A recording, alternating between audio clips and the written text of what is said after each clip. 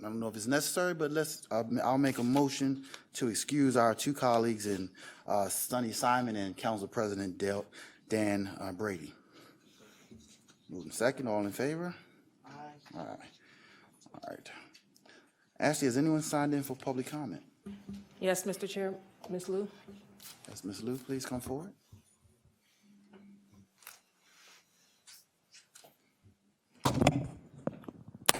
Good morning, everybody. Good morning. Happy New Year. Since right now you see me, you know I did escape the urgent dangers I was facing. However, we know the situation is not just finished, but I do have to thank County Council President, Mr. Brady, and the Chief of Staff, Mr. Nani. They did give me and other people in this shelter a big help. Sure, the process is still ongoing, but just like everything else, we have a new year. We have a future. This is a bright time for us. We should all thrive together. Thank you very much.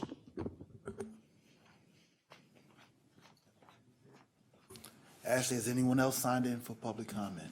No, no one else is signed in. Thank you. At this time, can we have a motion to approve our minutes from the June 17, 2019 meeting? Moved and seconded. All in favor say aye. Aye. The minutes are approved. All right, well, we have one item on our agenda today, a resolution regarding an agreement with the City of Euclid. Ashley, would you take a moment to read our item into the record?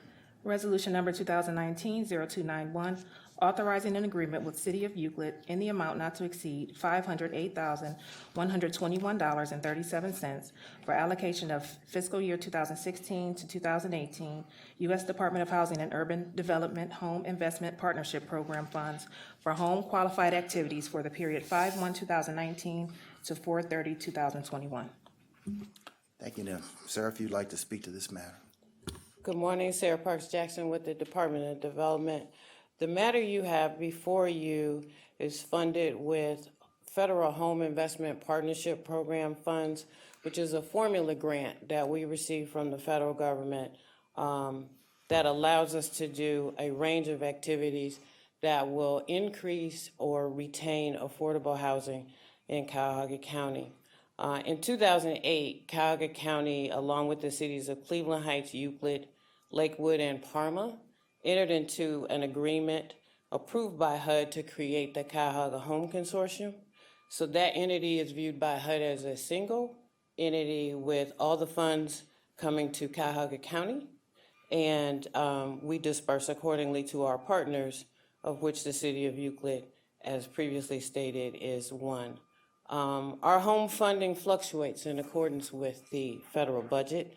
So between 2014 and 2019, we've seen a low of $1.4 million to a high of $2.8 million for the home federal allocation.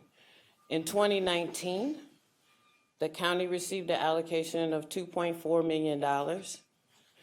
Of those funds, when we receive them from HUD, 15% has to go to what is called a Community Housing Development Organization, or a CHODO, which is a special nonprofit that meets certain criteria as outlined by HUD. The county is allowed to keep 7% for administrative costs, and the balance is divided between the 5 consortium organizations as agreed. With the county's portion of these funds, our down payment assistance program is funded, as is the loans that we make to developers for affordable housing, the affordable rental projects in Cuyahoga County that allow us to provide a forgivable loan. For every $125,000 we lend, we get one affordable unit, and that unit is retained affordable for a period of either 15 to 20 years. We also provide grants to North Coast Community Homes and Catholic Charities for the acquisition of single-family homes for the developmentally disabled. So today we are asking for, let me stop. Are there any questions? Any questions from the committee? Yes, Councilwoman? You know, we're catching up on history for me. So, with the combined pool of funds that is allocated to the consortium, are you saying that these days each of the member communities has an allocation which comes based on their demographics and they pull that out to do miscellaneous tasks, or can they leave it in the pool to help countywide activities? To Chair, to Councilwoman, once we get to the net, the county retains 60% for our programming. Cleveland Heights and Euclid get 10% each. Lakewood gets 13% and Parma gets 7%. Those percentages were determined by the 5 organizations within the home consortium. For example, the city of Parma generally allows their home money to stay with the county, and we enter into a contract with one of our nonprofits to conduct down payment assistance. Okay. And then Parma is included in that down payment assistance contract. So the cities that are part of the consortium have the opportunity to put their to money put with their- the larger pool and allow you to undertake activities in their jurisdictions. That's correct, Okay, yes. excellent. I just wanted to make sure. Councilman Miller?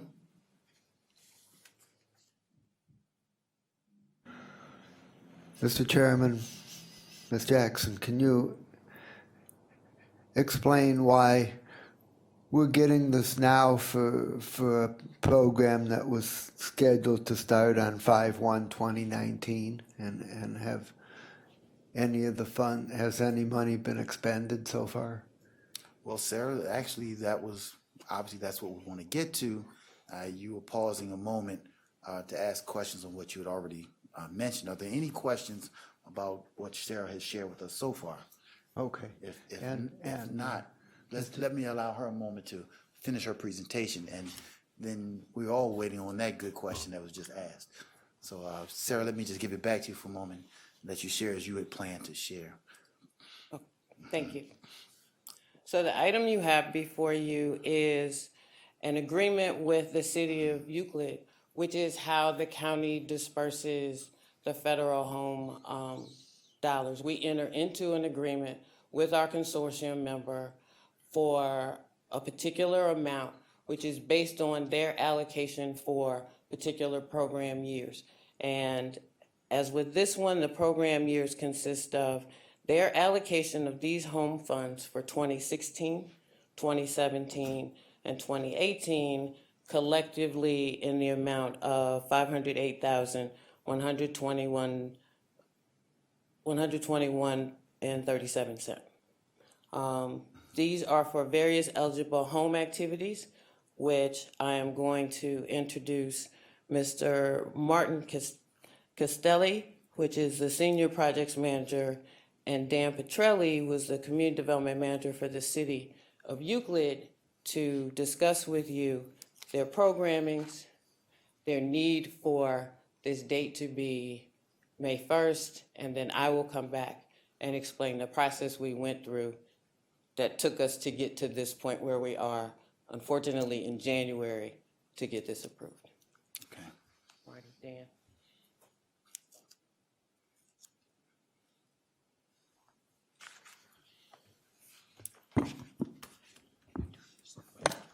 Good morning, everybody. Thanks for having us. My name is Marty Castelletti. I'm a Senior Projects Manager with the City of Euclid, our Planning and Development Department. Good morning. My name is Dan Petrelli. I'm the Community Development Manager for the City of Euclid. So to get to the big question here, we have had some turnover in our department. Dan is our new guy, and he's taking over monitoring and running the home program for the City of Euclid. So we fell behind a little bit and determined that, we didn't start in a timely fashion to get our contracts up current.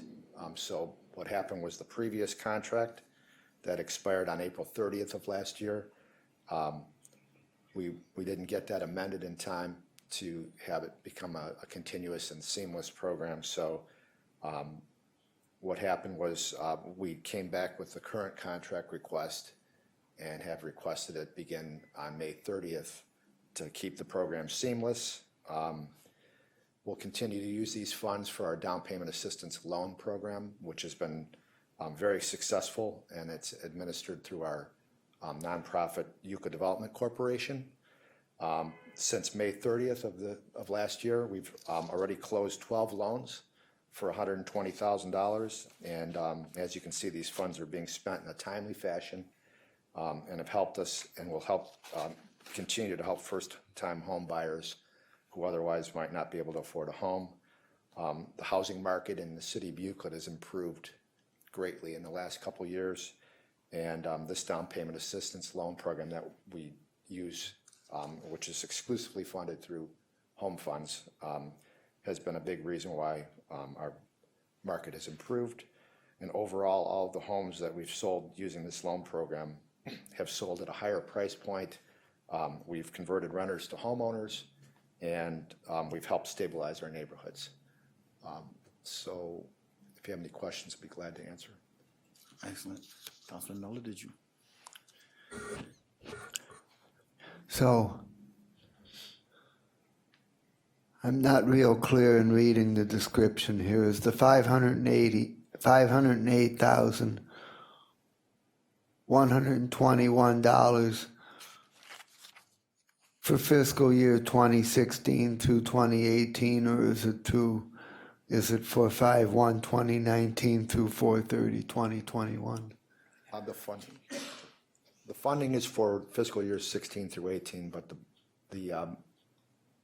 I guess the contract would be, starting May of last year and continuing through April of 2021. So why did it take so long for funds that were allocated for fiscal year 2016 through 2018 to be put into use? Councilman, the way that when the HUD funds are allocated, they provide us with 5 years to actually get the dollars appropriated and then used by what HUD calls our subrecipients, which are our consortium cities. So what we have done is, through the years when we're monitoring their contracts, we look at, okay, you've spent your 15 money or 14 money, it's time for us now to enter into an agreement for your 16 money, 17 money, because it is our responsibility as the county to monitor their usage of funds and therefore we do not enter into contract during the year that the money comes in from HUD if they still have outstanding funds. Part of the delay in this contract was actually Marty and I going over what years they had already expended, what years they had available, how much funding they believed they needed for the next 2-year period, which is how we came to say we will allocate in this particular contract the 16, 17, and 18 funds because they believe that they can use that money by April 30th, 2021. Okay, thank you. Mr. Chairman, if I might add, given my historic experience with HUD funding, you never get your allocation exactly when you're supposed to. So, for example, for 2016 funding, the county did not receive authorization till well into 2017 for 16 funding. So there's a delay from the feds before you can receive your money, even though you have to propose what you potentially are going to use it for. And then there's a delay to actually define in detail what the proposal will be. So it's not unusual to be at least 1 year behind, even when you are spending the money as aggressively as possible. Yes, thank you. We, for example, last year, we received our allocation letter from HUD on May 15th. And that allocation letter was for 2019 money. We received a letter May 15th. There's reports that I have to submit and signatures that have to be obtained. I believe we received our grant award confirmation from HUD in August. So right there, 8 months of 2019 were gone. For this year, we think we might actually get it maybe a month early because the federal government passed a budget. They have to do their work and determine what the allocations are per jurisdiction. And then they release a letter to us, and then we start this process again of submitting the annual reports and the other documents that are required. And all of that has to be done before we can use the funds. Any other questions? No question? All right. Was there ever a notification to this committee or to council as a whole in the midst of this process? Councilman, I apologize. No, there was no notification. In the future, should this happen again, then we will certainly get notification to the council as a whole and to the committee in particular. But in this case, no, there was not. Well, it would be good to let Can I in the ask a future. procedural question? Sure, go right ahead. So we don't get notified when the county receives its letters from HUD for CDBG, for home, for homeless money, we don't get, there are like 6 different types of funding we receive from the feds. Council doesn't get notification what the allocation is and when the letter is dated?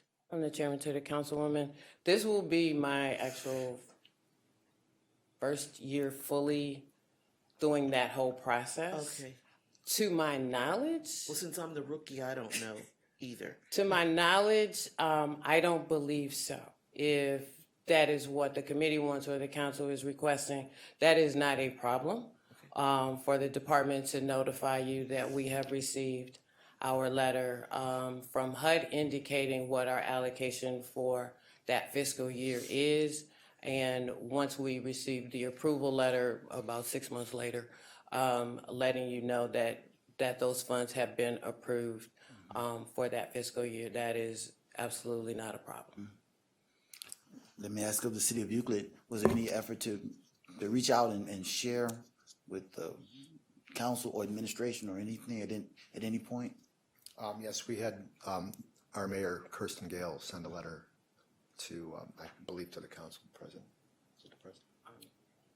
Executive.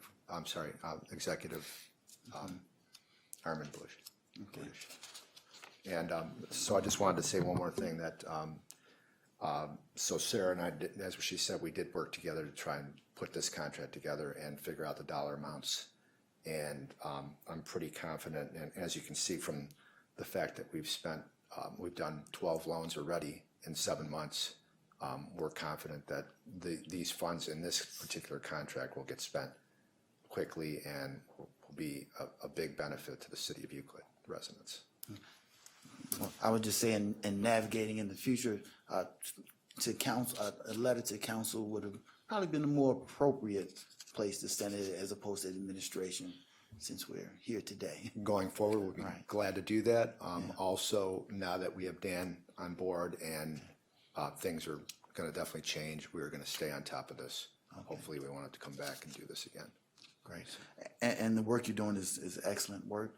This affordable housing and changing renters into homeowners is important work, and I know it's a benefit to the city.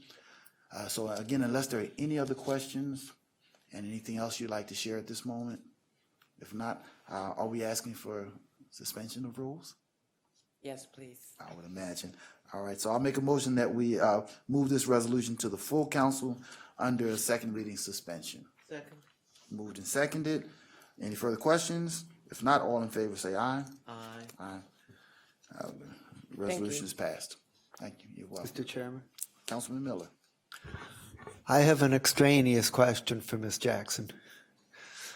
My question is, now that the filing deadline is passed, can you tell us how many municipalities and or CDCs applied for the supplemental grant program? And Chairman, to the councilman, yes, I can, since I counted them yesterday. There are 43 applications for the Community Development Supplemental Grant that were submitted by the deadline on Friday at 4 o'clock. There were, it was 42. There were 9 nonprofits and 33 of our communities submitted applications. Thank you very much. You're welcome. Are we in miscellaneous business? At this time, do we have any miscellaneous business? Yes. Councilwoman. Through my conversations with staff, it has ended with members of the housing community. It has been brought to my attention that the county treasurer, while picking a specific lender to continue as our primary depository, they've extended the term for finalizing the contract.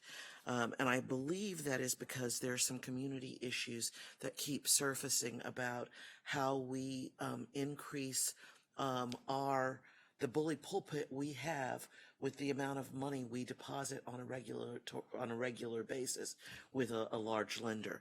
And so there are issues like, do they do business in areas of need? Are they doing enough affordable housing? Are they not only buying tax credits for affordable housing projects in Cuyahoga County, but are they working with the community development corporations to do smaller types of activities? Are they making philanthropic contributions to those nonprofits? I'd like to see or hear from the treasurer's staff how they're going about this process and what some of the priority issues are. While we don't have, I guess, a real role until they bring that contract to us to agree to support it, I'd like to know what kinds of agenda issues are important and the reason for the extension. I think that's, They might have thought of everything I would, but then there might be some other things I could be helpful with. well, I think those are excellent points. Obviously, they are in negotiation now. The time will come when that legislation comes before us, but I think it's good to have that on the record. If they're watching and listening, they should know there is an expectation from this body, and it's an expectation we've had over the years. So we I'd like to certainly. hear it before we got to the final point, because sometimes there are things that need to be changed before we get there.